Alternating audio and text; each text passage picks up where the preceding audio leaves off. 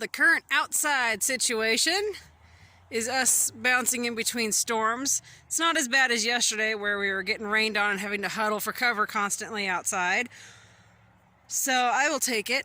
These storms, they come across, they sprinkle, and then they just keep on moving. But the closer we get toward evening, it'll get worse. I'm sure the storms will do their typical build-up. So I'm doing as much as I can outside right now while the weather's decent. It's currently 45 degrees outside.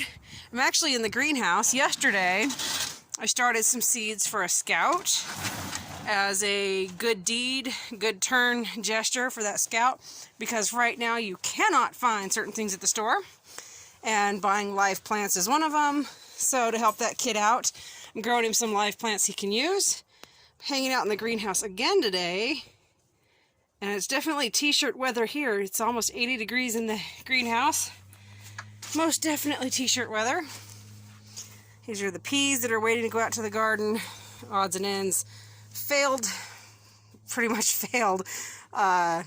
Onions and beets that I was going to just take the tray, pop out the ones that were growing, and restart. But I have a bunch of seedlings that decided to finally join the party. So, doing that with that trays on hold, I'm letting whatever grows grow. And right here is a tray. It's just, so yesterday also I said you can take these trays from the store.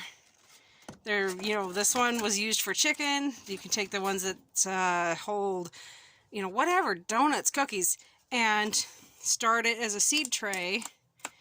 And so I'm going to start this tray for some folks that are local and start them some seeds. Oh my gosh, you guys, I have got to show you this. Look, look, look at peas.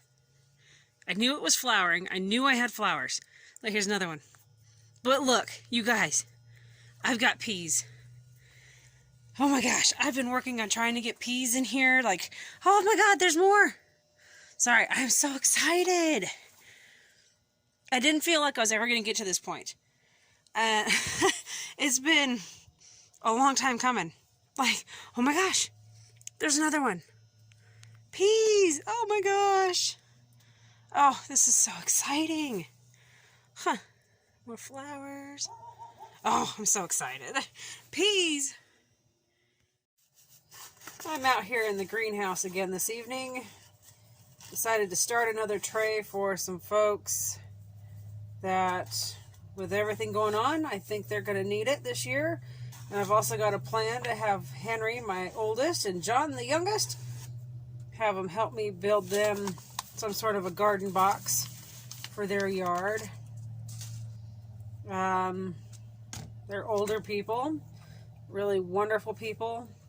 They've done a lot for my family, and they haven't reached out for help. They haven't hit anybody up, said, hey, we need anything, but that doesn't mean I can't be a decent human being and do something for them.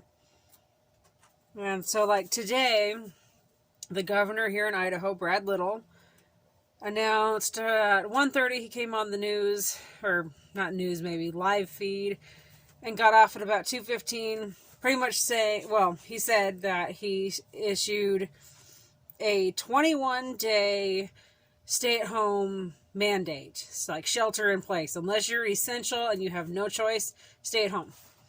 So it was interesting.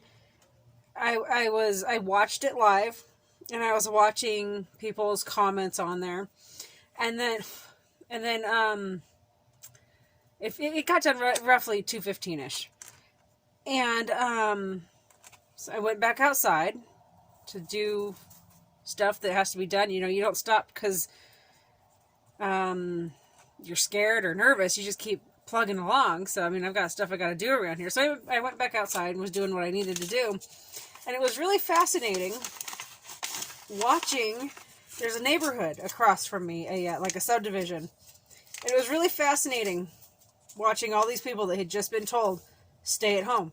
And he said, don't be hoarding things. If you guys would quit hoarding, it would be better. Relax. And it was fascinating watching all of these people getting in their vehicles and honestly, town is not too far from me. I can hear town. And it was really interesting to me listening to traffic get very busy, and to hear town get loud. It's been somewhat quiet. A week ago, it was really quiet on Friday the 13th. Or, well, I should say more like Friday evening. But it got really quiet for a while when we were first alerted about this virus and everything. Idaho, of course, our first confirmed case was Friday the 13th. Woo! But anyway, it was just extremely fascinating to me to watch all of these people that were just told to stay home, taking off and going to town. And a lady I know, they work at a big store chain, and, you know, she let me hear the store where her husband works went from having like 20 people in it to over 100. And I had a friend of mine say, hey, heads up, one of the local lumber / hardware stores had to close its doors because people suddenly made a run on the building. And I've heard now 2 other stores had to have that same thing. They had to close their doors because people, y'all are being dumb. Relax. And it's like my governor here in Idaho, like what he said. He goes, we've got one of the world's largest toilet paper plants here in Idaho. Lesson learned. Probably didn't know that. But I just can't get over people. I don't know. I've been very distracted by this virus. It's on my mind constantly. I still go about my day. I still go do everything I'm supposed to be doing here. But it's very, very much on my mind. And it was interesting when he said he was initializing the stay-at-home mandate. It was like I got this chill. And my thought process was a little bit of panic. And it wasn't panic for me in a sense of, oh my God, I need to go to the store. I got to go get something. No, it wasn't that. It was a panic of, what am I about to be in for with our fellow man? If that makes sense. We've seen an influx of people being greedy and stupid. In Idaho, congratulations, you made the news because you've had people threatening each other with guns. I mean, come on, we're better than that. Knock it off. I had we've got people trying to get into houses around here. You know, again, ask your fellow man for help. We've got these wonderful Facebook groups that have popped up all over the place, helping people get things that they need, like toilet paper. And I can't believe how much the world has fallen apart. And then I was talking to a lady, she's a pen pal friend of mine over across the pond in England.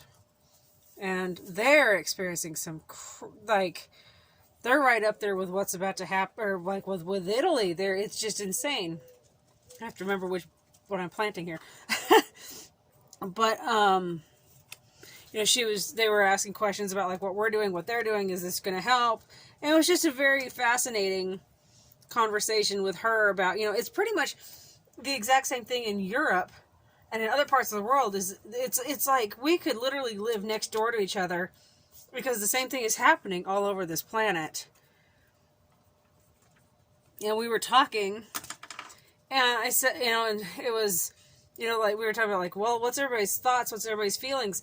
And like when this first popped up a week and a half ago, like got big time for my area. It was very much like, when am I going to wake up? Or when is somebody from Hollywood going to say, good job, guys, that was a great take. Everybody go back about your regular lives. So it's just very difficult to wrap my head around the world being as broken as it is. We've literally been brought to our knees by a virus. And it's so hard to wrap your head around the massive changes that we're seeing. So to keep myself busy, I'm still YouTubing. I have a new program on my computer we're using because the other one was being next to impossible. I'm kind of enjoying this new program. Maybe not. But it takes ages to load videos for you guys. So my videos, and then it'll tell me that it's uploaded, and I'll go back. It's not showing up. It's not showing up. It's not there. And then have to redo the whole process. It takes almost an entire night or an entire day to load a video. And then when it fails, I have to start over. But I'm trying. I'm doing this for you guys on my Facebook page, Homesteading in Idaho. I put up a post. Nobody responded. But I asked, is there anything I can do to help people? Is there any videos you want to see specifically? How-tos, what-tos? Just want to talk. Feel free to ask, to comment, whatever. I think we need to be people and we need to remember the goodness that we are as people. We need to work hard to do that. And that human touch, I guess, is what I'm getting at. We need to reach out to each other. Obviously, you can't do it in person, but we can still do it over social media, phone calls, texting.